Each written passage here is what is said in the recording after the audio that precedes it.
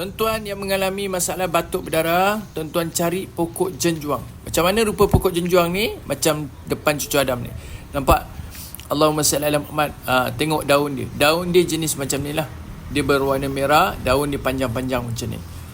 Tuan-tuan cari pokok jenjuang. Selalu pokok ni orang tanam dekat kubur. Tanah perkuburan banyak orang tanam. Tengok daun dia ni. Cari jenjuang merah.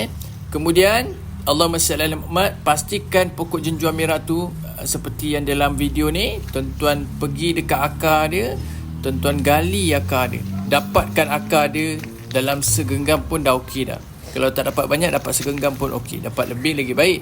Kemudian tuan-tuan basuh bersih-bersih, masuk dalam mangkuk, letak sesudu garam, letak air, rendamkan lebih kurang dalam 10 ke 11 saat. Selepas itu basuh bersih-bersih daripada air garam, masukkan di dalam periuk, tuan-tuan letak air 8 gelas. Tuan-tuan didih